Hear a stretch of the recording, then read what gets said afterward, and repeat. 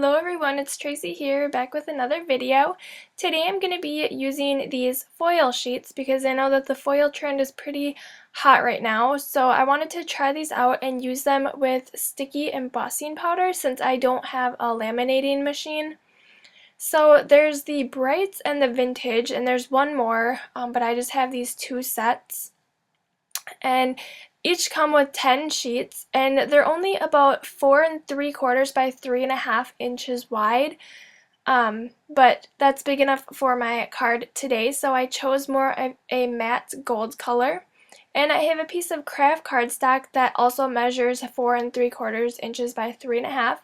And then I'm using the medium dot stencil from Simon Says Stamp.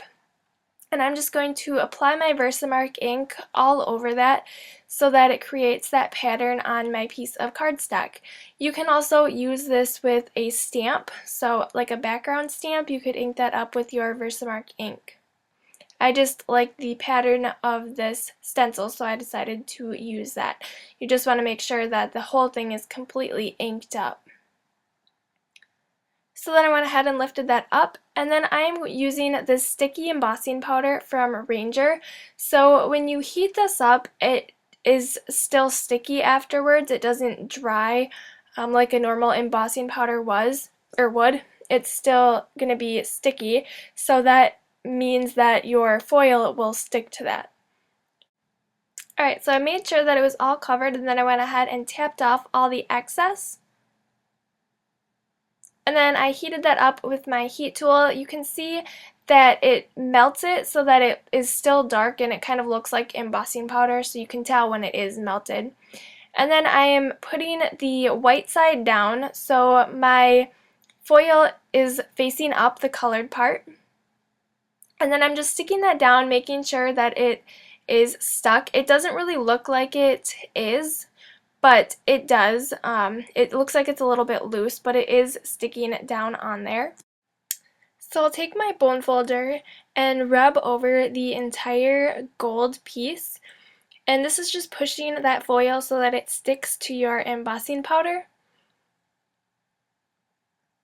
And you can tell when the foil is sticking because you'll actually be able to see it kind of getting removed from that foil sheet and actually sticking, and then it does become a lot looser and the foil kind of unsticks itself, so it'll just come off. So you can see how that foil is sticking, and then you can start to see the pattern on top of your foil.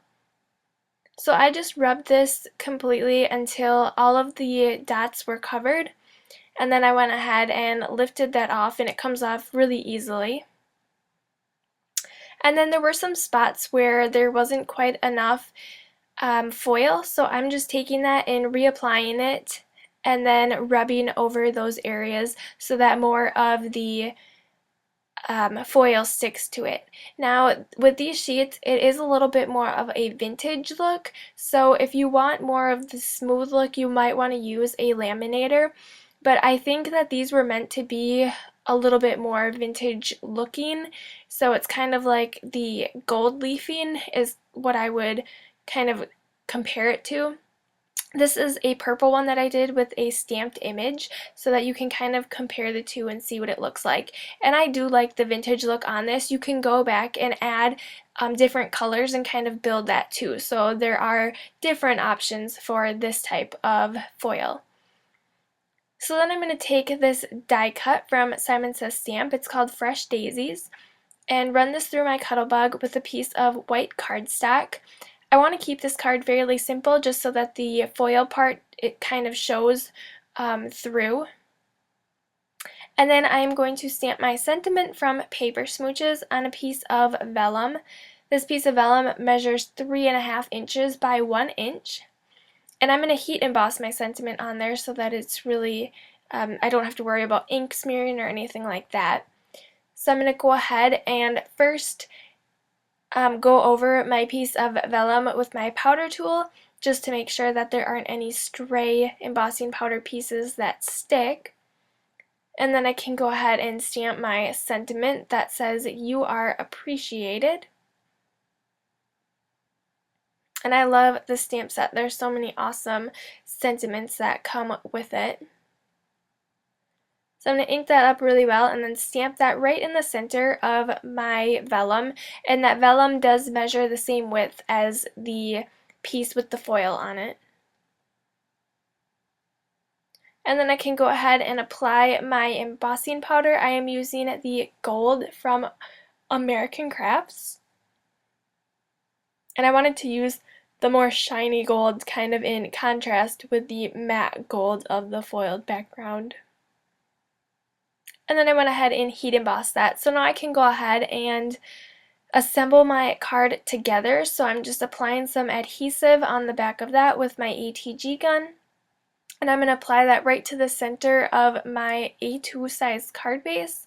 I just took a piece of 8.5 by 11 paper and cut that in half the long way. And then with my die cut, I'm just adhering that down with some Tombow Mono Multi Glue. I just use little dots because you don't really need very much adhesive for that to stick down.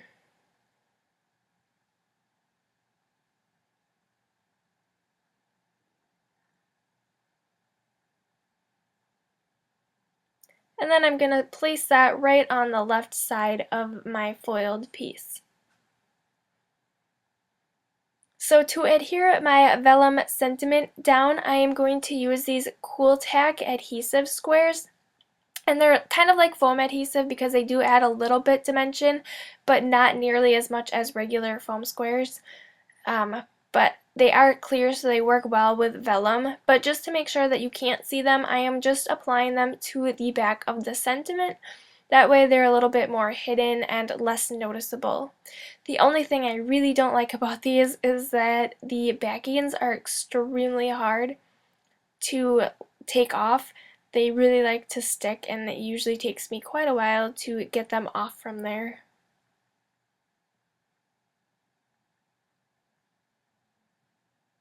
And then I'm going to go ahead and adhere that towards the bottom of my card.